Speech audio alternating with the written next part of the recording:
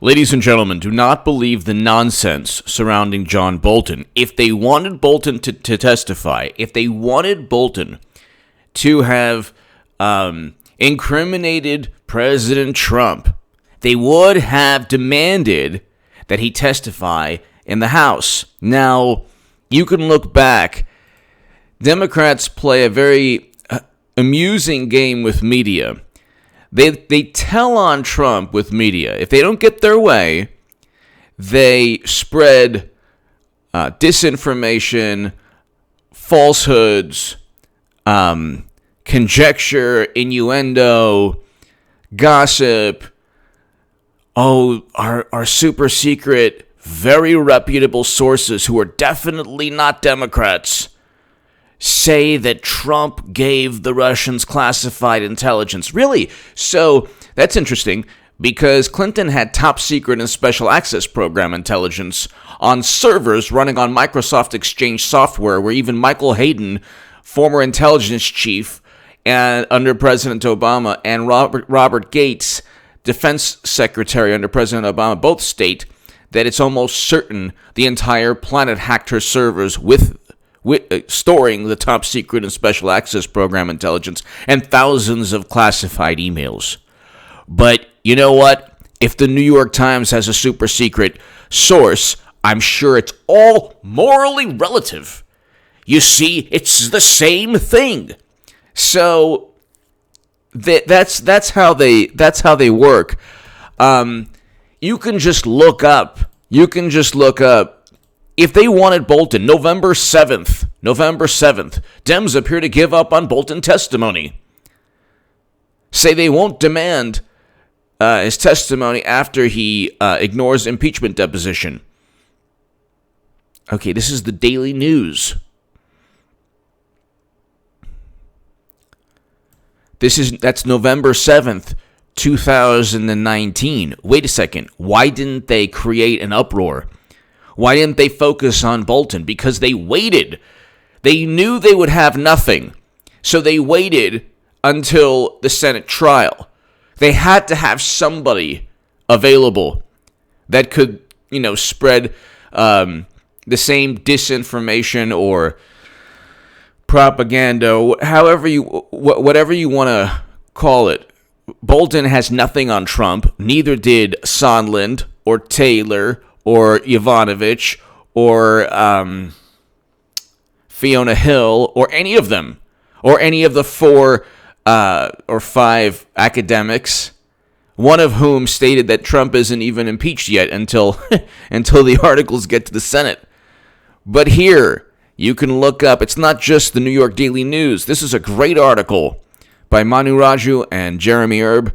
House did not subpoena John Bolton after his attorney threatened to go to court. Well, they would have if they really thought that Bolton was the key to, ending a Trump presidency, God forbid. So November 7th, 2019. House did not demand John Bolton's testimony after his attorney threatened to go to court. You mean they didn't create an uproar? Why is that? Maybe, just maybe, it's because Bolton has nothing. And he simply disagreed with Trump. Here, this is what they've criminalized, okay? They don't like Trump's foreign policy because his foreign policy is working in mysterious ways. Sends warships to the Korean Peninsula, and suddenly he's the first president to step foot in North Korea. Democrats and media say, at first they say, oh my God, he's going to create, he's going to bring about the apocalypse. And then when he is the first president to step foot in North Korea and begin détente between North and South Korea, and President Moon Jae-in of South Korea states that President Trump deserves the Nobel Peace Prize, media falls back and says, no, it's just a photo op, it's nothing. They went from, he's going to end the world, to it's just a photo op within a matter of months. Same thing here. You have journalists on the left saying, you know what, if you think that Trump is going to, bring home Americans, he's sending Americans there. Yeah, well, he's also sent warships, and then look what happened. Look what happened with, a very beautiful moment in world history with Trump and North and South Korea. So there's 30% unemployment in some demographics, 30% inflation. The IMF, I believe, stated that Iran's going to have zero economic growth. Their economy has contracted by like 10%. They don't have the money for a long-term military conflict. I explain that on this channel and also H.A. Goodman's other channel. So check out H.A. Goodman's other channel. Just do a little research on their economy. They don't have the economy. Okay, it takes a lot of money to engage in, long-term military conflict. They don't have the money to do so.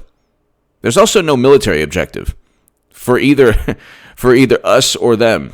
But they didn't want Bolton because he has nothing to offer. Trump didn't even want, but you want to know why Trump hired Bolton? It wasn't because of his vast foreign policy experience. It was to appease establishment Republicans and establishment Democrats. Democrats have a favorable view of George W. Bush. A favorable view. The same people who were like, Trump, you're a monster. The same people who were like, cultural sites, Trump, oh, monster. Those are the same people when there's another deal, they're going to say, oh, it's just a photo op. President Obama's deal was better, even though there was like 20 missile tests that actually didn't break the deal. So, Trump's foreign policy, Trump works in mysterious, he works in mysterious ways, okay? And he plays the media all the time. Like, a lot of the things that President Trump says, tweets, he doesn't even really mean. And you could tell by his, you can tell by what takes place, okay? At the end of the day, he doesn't want a long-term conflict with China in terms of tariffs. That's a short-term tactic. So when he says, hey, you know what, whatever he says on at the end of the day, there's a strategy involved. There's a method to the madness. Democrats disagree with him all the time. They don't want, well, that's fine, but what they do is they sensationalize his worldview. And they pretend that he has no plan, no strategy, and they completely ignore. There's record low unemployment, and it's been this way for about a year and a half now. This is a very important issue. 5 million Americans have been lifted out of poverty. 5 million Americans have been lifted out of poverty. That's below in the description section of each one of my segments. So you have 5 million Americans lifted out of poverty. 43.1 million Americans were in poverty in 2016 when President Obama left office. There are now, it went from 43.1 million to 38.1 million, and that's just 2018 numbers. 2019, you're looking at a lot better. So, I mean, this is a situation, ladies and gentlemen, where Democrats cannot possibly give Trump credit, because if they do, they then can't pontificate and show their outrage and, try to portray him as some kind of madman. And that's exactly why he won, and that's exactly why he will win again. He will win, and he will defeat Clinton again. I'm not going to get into my spiel, but Clinton's going to be the nominee. She even stated that, the Deal Book New York Times conference with Andrew Sorkin. She's like, oh yeah, he's like, and I explained this on H.A. Goodman's other channel. So subscribe to that. People are getting unsubscribed from my channels, both channels, and I appreciate you subscribing back. So if you get unsubscribed, please subscribe back. I have a great rapport with YouTube, by the way, also. I have a YouTube representative, so I have a great rapport, but who knows what's going on. This happens with a whole bunch of channels.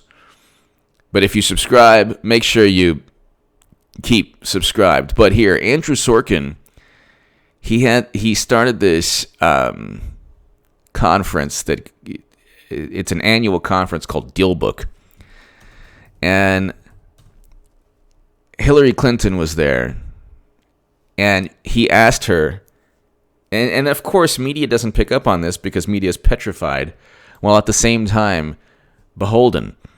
And when Clinton becomes nominee, runs, whatever, she'll become nominee. If it's a day before the convention, she will, with the jetpack from Super Bowl II, 50 points ahead, and then they'll worship at the shrine of Madam Secretary. But he asked her, will you support the nominee, the Democratic nominee? And she's like, yeah. Typical, just very typical roundabout, trying to circumvent, conniving type of response. Yeah. And then he said, and then she qualified the statement with, because I know who it's going to be. Nobody picked up on that. Now, this is not like H.A. Goodman looking at crop circles and, clouds and, oh my God, this is a sign from above. There are a million different statements out there. And, people have told me, I'm really looking into it, the door's still open. Why do you think the door's still open? Why do you think now, what has changed in the past 2 weeks? What, because it's 2020? 2019 was the only time? No, she's waiting. She's waiting and waiting and waiting until she decides. Biden stated he wants a Republican vice president. He's losing money. He told coal miners to learn to code, and he's only going to be a one-term president. Who goes into the playoffs saying, I can't wait until we lose in the first round? Who does that? Who on earth? That's an un-American thing to do. Biden is not going to be nominee. No. Bernie is not going to be nominee. Bernie Sanders had one chance in 2016 when he snuck up, when I was the biggest Bernie Sanders booster on the internet, according to the Huffington Post, and the unofficial scribe of Sanders' most hardcore voters, according to the Washington Post. When people are like, oh my God, he's so weird, AJ, bad man, oh my God, why does he act this way? Why doesn't he play ball and pretend that, Clinton didn't commit crimes? Bernie could have won then. He can't win now. President Obama literally stated through his surrogates in Politico, literally conveyed the notion that he would intervene. They're not even pretending to cheat, not to cheat. They are being very open. Nobody wants to see it, you understand? On the left, Democrats, media. And when Clinton becomes nominee, oh my God, what a political comeback. Oh, the phoenix has risen. The golden moo phoenix has risen again. Oh my God. This is amazing. Who could have ever predicted this? So, they don't want Bolton. The homeless walrus has no business. They don't want him. Whether he testifies or not is going to be completely irrelevant. And if he testifies, then Republicans are going to say, well, we want Hunter. So, Mr. McConnell's like, I'll raise you. I don't even feel like doing it now. But he's basically like, you want Bolton? Great. We'll get Hunter. We'll get Joe. We'll get Shifty. We'll get the intelligence operative. These are all people. The whole, look, President Zelensky stated there was no quid pro quo. They do not have any direct evidence. They don't have any direct evidence. They just don't have any direct evidence that Trump committed a crime. This is 538. I have an article in 538 from 538 and also the Associated Press. 538, December 2nd, 2019. Do Democrats have enough evidence for impeachment? Quote, Democrats' case against Trump, on the other hand, doesn't have that one key piece of evidence directly linking Trump to a quid pro quo. Brilliant article at 538. Do Democrats have enough smoking gun evidence for impeachment? And then another great article in the Associated Press. Okay, that one is titled, Analysis, Lots of Impeachment Evidence, but One Thing Missing. Okay, the viewpoints of people who claim something that's not evidence. Because if that's evidence, then Uranium One officials bribed Clinton by funneling money through the Clinton Foundation. Oh, correlation is not causation? You mean the UBS and Boeing didn't bribe Clinton? There wasn't a RICO and this wasn't a racketeering issue? Oh, okay. You mean the Clinton Foundation wasn't there to accept money for pay-to-play schemes and quid pro quo? So instead of just shoving dollar bills into Bill Clinton's pants, you could go a little deeper. That you mean that was it's actually a philanthropic organization where it just happens to be that hundreds of millions of dollars, a total of billions of dollars, go into the Clinton Foundation. Beneficial treatment takes place and is given, favorable treatment is given. 85 donors give $156 million, and all 85 meet Clinton, and it's just a coincidence? And there's no correlation that equals causation there? But because Trump withheld military assistance a year before the election, he's going after his political opponent? The election is next November. They were impeaching Trump November of 2019, or this November, I should say. It's 2020. So, this is why they will lose the White House. This is why I believe media will change. I mean, Trump will keep the White House. This is why they lost in 2016. People had enough of the deceit. When the Washington Post runs fact-checking every day, every second for Trump, and just lets Clinton off the hook and President Obama and everyone else, they don't even really care. People see the duplicity. Okay? You mean President Obama really didn't know that his Secretary of State for 4 years had private servers, even though he emailed Clinton under a pseudonym? Even though Cheryl Mills literally states, and I wrote a Daily Caller article on this, that in the campaign emails the president knows that Madam Secretary doesn't have a state.gov? You mean a brilliant president didn't know that the highest diplomat in the country was running servers outside of the United States government? He didn't know. He learned from CNN. Yeah, that's the ticket. You mean Clinton only deleted yoga emails? Yeah, right. That is not true. You mean Attorney General Loretta Lynch only met with Bill Clinton to speak about golf, Brexit, and grandchildren? Yeah, that didn't happen. That's not true at all. You mean when Peter Strzok said, we'll stop Trump, he honestly didn't remember writing that? That didn't correlate with the 17 examples? 17? Where 17 examples where they falsified information for the FICE applications to deceive judges? Give me your thoughts below. They don't want Bolton. They don't need Bolton. If they wanted Bolton's testimony, they would have made a big stink during the House impeachment. Give me your thoughts. This is all for show because they have nothing in the Senate. Give me your thoughts.